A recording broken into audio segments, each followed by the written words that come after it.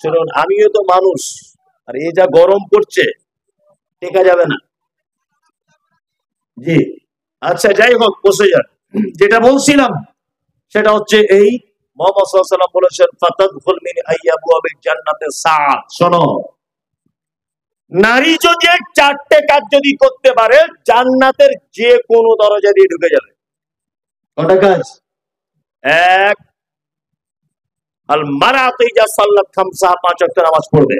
ও সালাত সারা, 1 মাস রোজা রাখবে। ওয়া আতাত বালাহা, স্বামীর সেবা করবে। ওয়া আসানাত ফারজাহা, লজ্জাস্থানে হেফাজত করবে। ফাতাদখুল মিন আইয়াবুয়াবিল জান্নাতে সাআত, জান্নাতের 8টা দরজা, যে কোনো দরজা দিয়ে ঢুকে যাবে। আপনার স্ত্রীকে বাড়ি গিয়ে বলে দেবেন ইনশাআল্লাহ, ইনশাআল্লাহ। 2, নারী পুরুষ সবার জন্য একটা আরো চমৎকার হাদিস বলি। মুহাম্মদ সাল্লাল্লাহু আলাইহি ওয়াসাল্লাম বলেছেন, হাক্কুল মুসলিম আলাল মুসলিমি খামসুন রাদ্দুস সালাম। এক মুসলমান আর এক মুসলমানের উপরে 5টা হক রাখে। কটা? 5টা। 1, রাদ্দুস সালাম, পরিচিত অপরিচিত মুসলিম ভাইয়ের সঙ্গে দেখা হলে বলতে হবে আসসালামু আলাইকুম। ইনশাআল্লাহ চেষ্টা করব, ইনশাআল্লাহ। সালাম দিলে লাভ কি?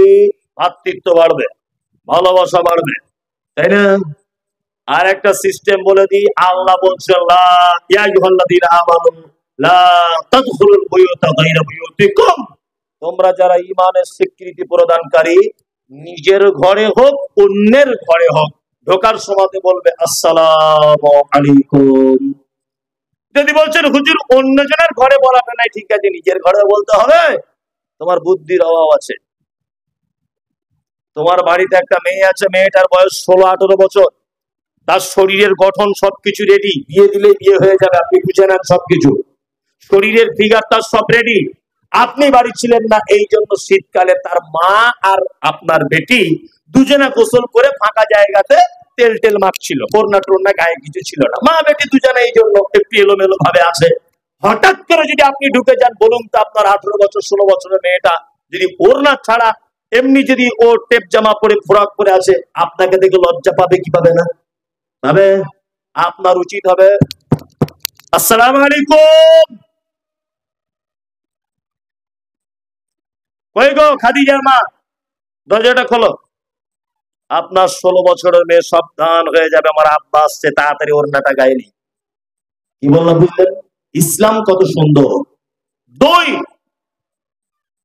দুটি সময় আছে আপনার বাড়িতে আপনি ঢুকতে পাবেন না, সহিহ হাদিস এটা। 1, বাদাল ইশা, ইশার নামাজের পর। আপনার বড় বেটিটা যে ঘরে থাকে সেই ঘরে ঢুকতে পাবেন না। আপনার বৌমা যে ঘরে থাকে ও ঘরে আপনি ঢুকতে পারবেন না। আপনার আব্বা মা যে ঘরে থাকে এশার নামাজ পড়ে ঢুকতে পারবেন না। যদি বলছেন হুজুর আব্বা মার ঘরেও না, জি না, আরে তোমার আব্বা মা, কিন্তু তারা তো দুজন স্বামী স্ত্রী, এটা বুঝতে হবে না? তারা তো দুজন স্বামী স্ত্রী, কখন কি অবস্থায় থাকবে তুমি জেনে বসে আছো? তোমার আব্বা মা তাই কি হলো, তাই না? আপনার যে মেয়েটা বিয়ে দেওয়ার উপযুক্ত এশার নামাজ পড়ে তার ঘরে ঢুকবেন না। ঢুকতে গেলে পারমিশন নিয়ে ঢুকতে হবে। ধরা যায় মা আয়েশা, 4 জামা তোর ঘরে রয়েছে, একটু দে তো, জানালা দিয়ে বার করে দে তো। যদি বলে আব্বু তুমি ভিতরে এসে নিয়ে যাও, তাহলে যেতে পারবেন, তার আগে যাওয়া যাবে না। জোহরের নামাজের পর আপনার বেটি, আপনার বৌমা, আপনার আব্বা মা যে ঘরে থাকবে, বিনা পারমিশনে ঢোকা যাবে না। পারমিশন কি? আসসালামু আলাইকুম। আব্বা বলছে মা তো তোমার সাথেই আছে, ওই ইলেকট্রিক বিল চুক্তি এসেছে, রিডিং চুক্তি একজন, মাকে একটু চাবিটা দিতে বলো তো। এই পদ্ধতিতে বোঝাতে পারছি কিভাবে সালাম দিবেন এক অপরকে দেখে। চলুন, সালাম দিলে উপকার কি? মুহাম্মদ সাল্লাল্লাহু আলাইহি ওয়াসাল্লাম বলেছেন যে তোমরা যদি বলো আসসালামু আলাইকুম, তোমার আমলনামায় 10টা নেকি রেডি, ওয়া রাহমাতুল্লাহি আরো 10টা নেকি রেডি, ওয়া বারাকাতুহু আরো 10টা নেকি রেডি। যত শব্দ আপনি মুসলিম ভাইয়ের জন্য বাড়াবেন, তত শব্দের নেকি 10টা করে পাবেন।